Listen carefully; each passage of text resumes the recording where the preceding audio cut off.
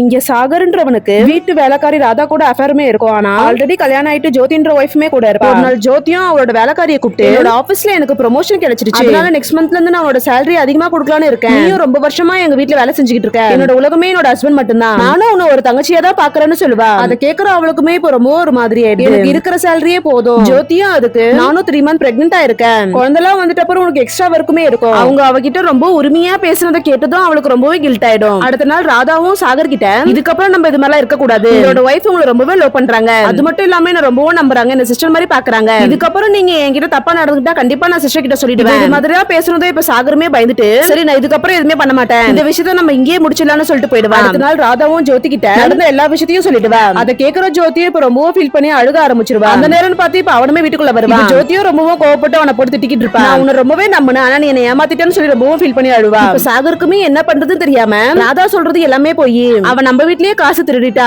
அதை பார்த்து நான் கண்டுபிடிச்சதுனால அவ லாஸ்ட்ல ஏமாளியே வேற படியே போட்டுட்டா, நீ அவ சொல்றது நம்புவியா நான் சொல்றது நம்புவியான்னு சொல்லிட்டு பேசுவா. நான் வேணா உனக்கு ப்ரூவ் பண்ணி காட்டுறேன், இப்பவே போயிட்டு ராதாவோட பர்ஸ் எடுத்து பார்த்தாலே தெரிஞ்சிரும். இப்ப ராதாவோட பர்ஸுமே எடுத்து பார்த்தா நிறைய காசு இருக்கும். இப்ப அந்த காசு எப்படி வந்துச்சுன்னு சொல்லிட்டு இப்ப ராதாவுமே ரொம்பவும் ஷாக் ஆயிடுறா. அதை பார்த்ததும் இப்ப ஜோதி ரொம்பவும் கடுப்பாயிட்டு இதுக்கப்புறம் நீ என் வீட்டுல இருக்க கூடாதுன்னு சொல்லிட்டு இப்ப ராதாவை வெளியே அனுப்பிடுவா. ஆக்சுவலா சாகர் தான் ராதாவை மாட்டி விடணும்னு சொல்லிட்டு அவரோட பர்ஸ்லமே காசு வச்சுட்டு போயிருப்பா. ஜோதி கழிச்சு ஜோதியும் வீட்டுல இருக்கும்போது பக்கத்து வீட்டு பொண்ணுமே பேசுறதுக்காக வருவா. ஜோதியும் நடந்த விஷயம் எல்லாத்தையுமே அந்த பொண்ணு கிட்ட சொல்லிட்டு இருக்கும்போது அந்த பக்கத்து வீட்டு பொண்ணு நான் ஒரு உண்மையை சொல்லட்டுமா, உன்னோட ஹஸ்பண்ட் வேலைக்காரி கூட அஃபேர்ல இருக்கிறது உண்மைதான், அவங்க பேர் ஒன்னா இருக்கிறது நானுமே ஒரு நாள் பாத்துருக்கேன்னு சொல்லுவாங்க. அதுக்கப்புறம் தான் ஜோதிக்குமே புரிய வர ராதா சொன்னது எல்லாமே உண்மைதானு. இப்ப ஜோதியும் அவரோட ஹஸ்பண்ட இதுக்கப்புறம் நீ இந்த வீட்டுல இருக்க கூடாதுன்னு சொல்லிட்டு வீட்டை விட்டு வெளியே அனுப்பிடுவா.